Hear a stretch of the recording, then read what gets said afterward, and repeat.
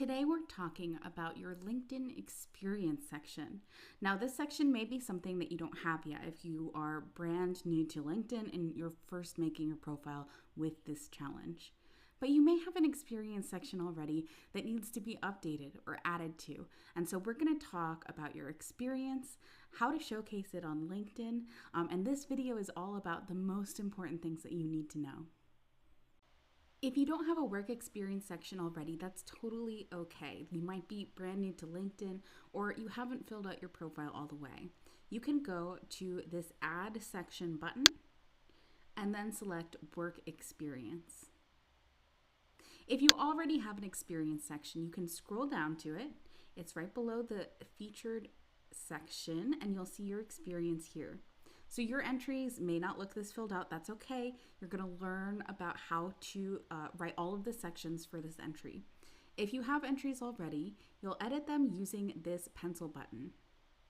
If you have a new entry to add, you'll use this plus sign button. The text-based part of this lesson will detail how to fill out each of these sections, so don't worry, there are instructions for you. In this video, however, I want to talk about the most important things that you need to know.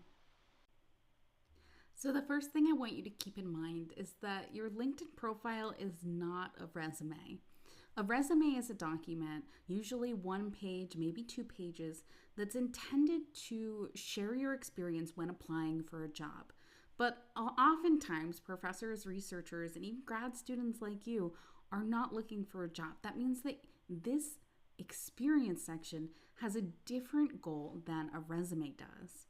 You want to describe your experience, you want to let people know what you were doing, but when your intention isn't specifically to get a job, you might be talking about different things. You might even be sharing more than you would on a resume.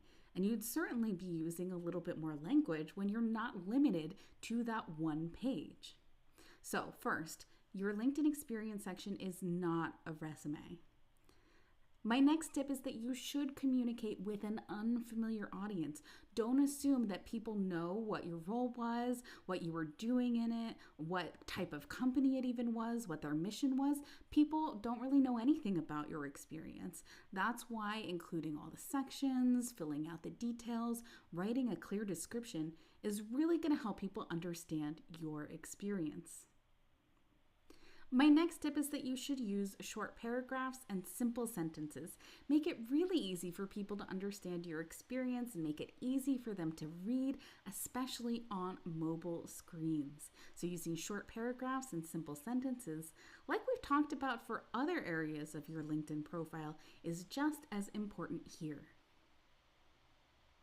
You can also add media and links to really showcase your experience to make it feel more like a portfolio.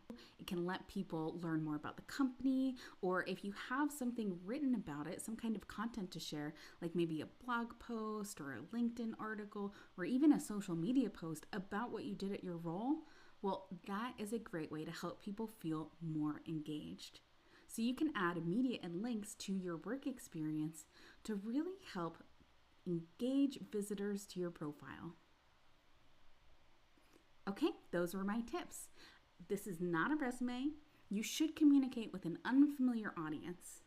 Use short paragraphs and simple sentences, and add media and links when it's relevant. There is one more video to watch, but I just wanted to wish you good luck.